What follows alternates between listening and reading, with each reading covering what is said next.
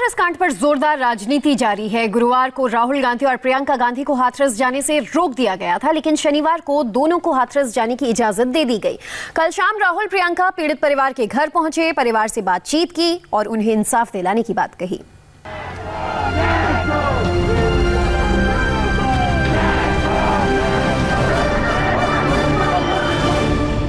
पीड़ित लड़की की मां ने जब प्रियंका गांधी को अपने घर में पाया तो गले लग गई। ऐसा एक बार नहीं हुआ, कई बार हुआ। दिन भर की जद्दोजहद के बाद जब राहुल प्रियंका पीड़ित के घर पहुंचे तो वहां मजमा लग गया। घर में तिल रखने की भी जगह नहीं बची। प्रियंका गांधी पीड़ित की मां और भाभी से मिली तो राहुल गांधी ने पीड़ित के पिता और भाइयों से बातचीत की। प्रियंका गांधी मां से उनकी आपबीती सुनने जमीन पर ही बैठ गईं। मां अपनी बेटी पर हुए जुल्म की कथा सुना रही थी, रो रही थी, सुबक रही थी। प्रियंका गांधी इस दौरान उन्हें कभी गले लगा रही थी तो कभी सांत्वना दे रही थी। नहीं पता और यहाँ पे बॉडी जिस तरह से माँ और भाभी का दुख सुनने के बाद प्रियंका हाथरस की बेटी के भाइयों से मिली। यहाँ राहुल गांधी भी थे। राहुल गांधी भाइयों से पहले ही बातचीत कर चुके थे। जब प्रियंका आई तो उन्होंने नए सिरे से सारी बात बताई। वहीं जमीन पर बैठे थे पीड़ित के पिता। राहुल गांधी जब उनसे मिले तो उन्होंने हाथ जोड़ लिए। इस वक्त हम आपको तस्वीरें दिखा रहे हैं। अंदर राहुल गांधी पीड़िता के घर के अंदर मौजूद है। कमरे के अंदर देखिए, वहां पर राहुल गांधी नजर आ रहे हैं जो अपनी बहन प्रियंका गांधी और साथ ही साथ कांग्रेस के नेता अधीर रंजन चौधरी के साथ परिवार के साथ बातचीत कर रहे हैं।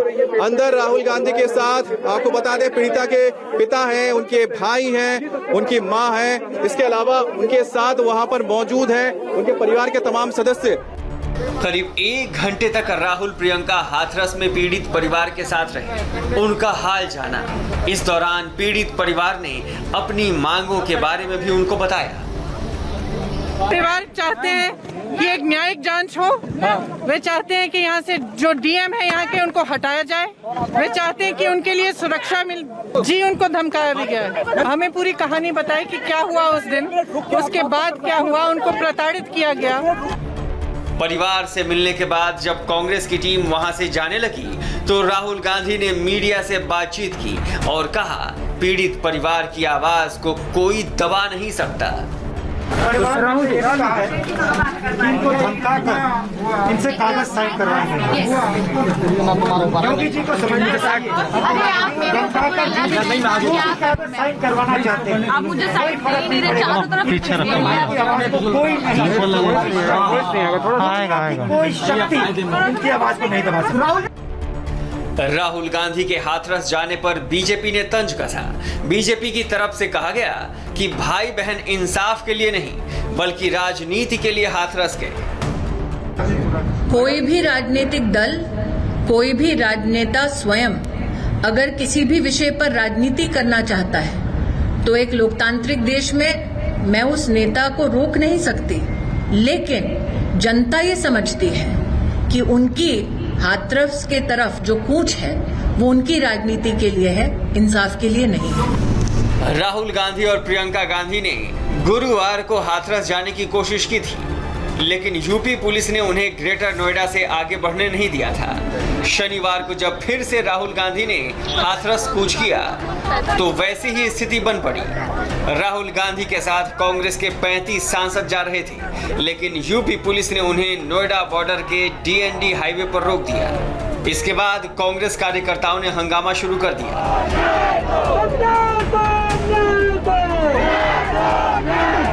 लेकिन कुछ ही देर में राहुल और प्रियंका को हाथरस जाने की इजाजत दे दी गई। इसके बावजूद भी कांग्रेस समर्थक हंगामा करते रहे तो पुलिस ने लाठीचार्ज कर दिया।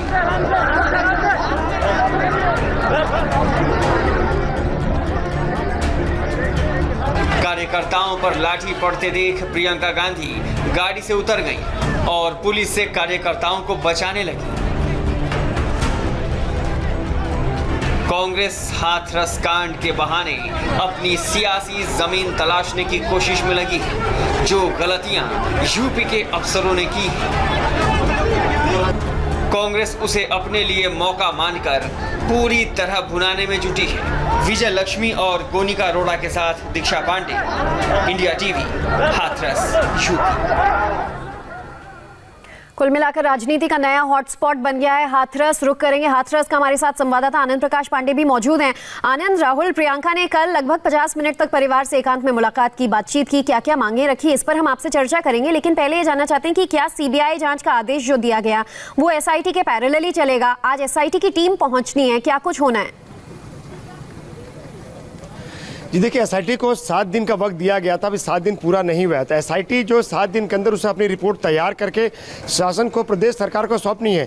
एसआईटी ने अधिकारियों के बयान दर्ज किए, जो अधिकारी उस वक्त यहाँ इस जिले में मौजूद थे, और साथ ही साथ वो पुलिस अधिकारी जो इस पूरे घटनाक्रम, इस पूरे घटना से जुड़े हुए थे, उन सबके बयान दर्ज किए, परिवार के बयान दर्ज किए। पिता के भी बयान दर्ज करने थे, लेकिन दर्ज नहीं हो पाए थे, इसलिए एसआईटी कल वापस यहाँ पर आई थी पिता के बयान दर्ज करने के लिए, लेकिन उनकी तबीयत ठीक नहीं थी, इसलिए उनको फिर से बाद में बुलाया गया।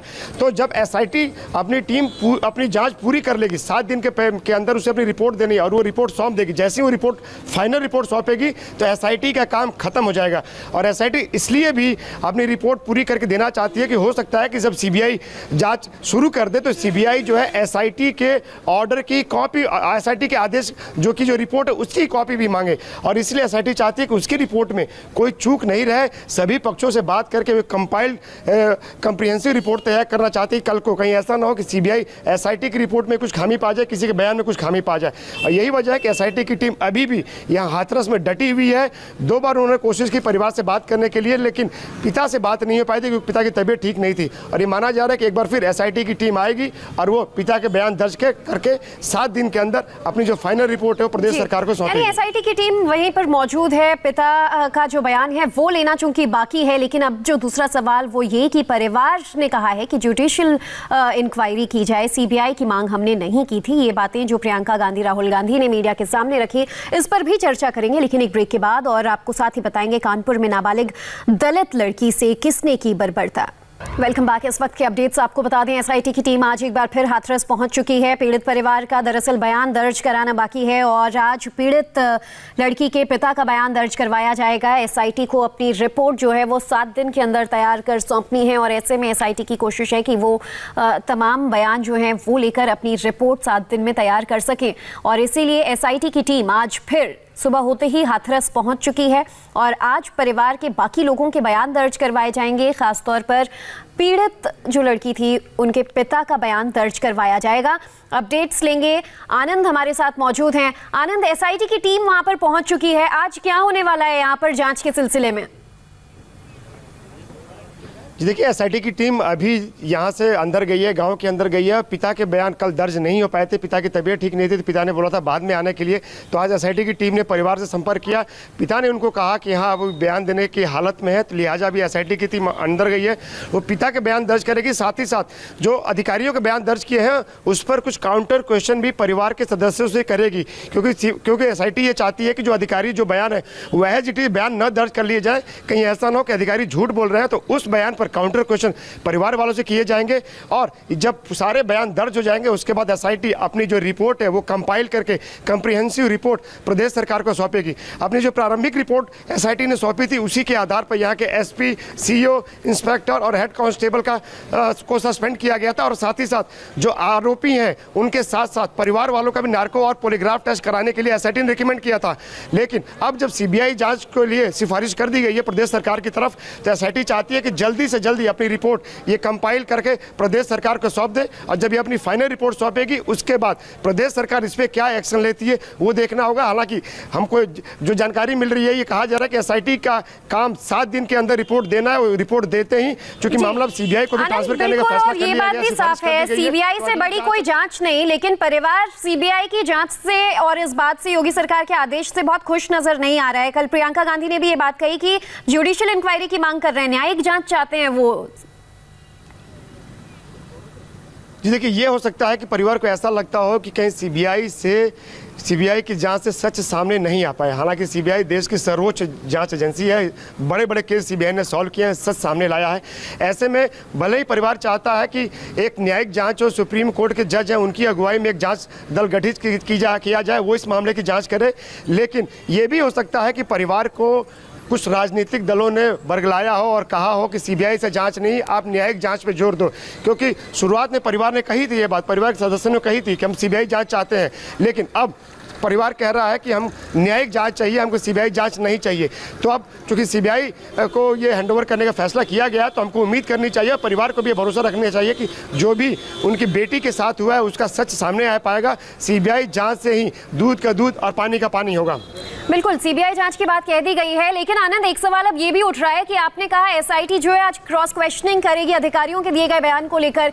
जाहिर है परिवार अधिकारियों से भी संतुष्ट नहीं है, तो ऐसे में वो लोग उस बात से, उन बयानों से इत्तेफाक रखें, ये भी मुमकिन है कि वो उस बात से इनकार करें, क्योंकि डीएम को सस्पेंड करने की भी कल मांग की थी।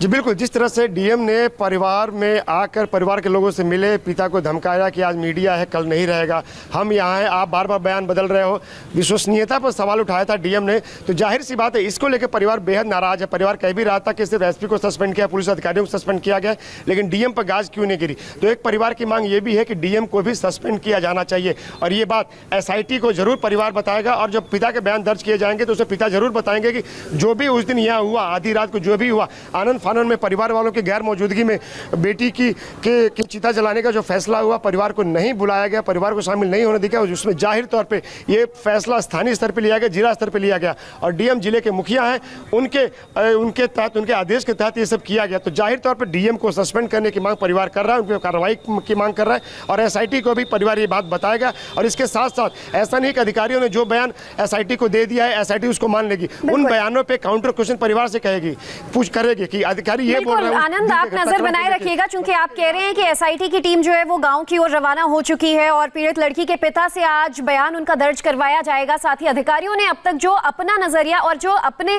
पॉइंट ऑफ व्यूज रखे हैं उस पर क्रॉस क्वेश्चनिंग परिवार द्वारा की जाएगी। अपडेट्स पहुंचाते रहेंगे आप तक।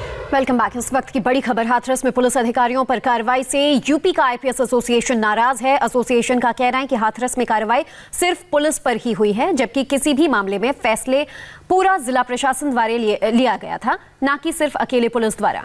आपको बता दें, हाथरस में अब तक की कार्रवाई सिर्फ पुलिस पर हुई है, जिसमें एसपी तक शामिल हैं, लेकिन डीएम पर कोई कार्रवाई नहीं हुई, जबकि परिवार डीएम पर अपनी नाराजगी साफ जाहिर कर चुका है। इस वक्त की बड़ी खबर, सुशांत डेथ मामले में ड्रग एंगल की जांच कर रहे नारकोटिक्स कंट्रोल ब्यूरो के deputy director KPS Malhotra corona positive पाए गए हैं। केपीएस मल्होत्रा वही अधिकारी हैं जिनकी अगुवाई में नारकोटिक्स कंट्रोल ब्यूरो की टीम मुंबई में ड्रग्स रैकेट की जांच कर रही है। केपीएस मल्होत्रा ने ही पिछले दिनों में बॉलीवुड की 4 बड़ी एक्ट्रेसेस से पूछताछ भी की थी। इसके अलावा इस पूरे मामले में अब तक पकड़े गए आरोपियों से भी केपीएस मल्होत्रा पूछताछ कर चुके हैं।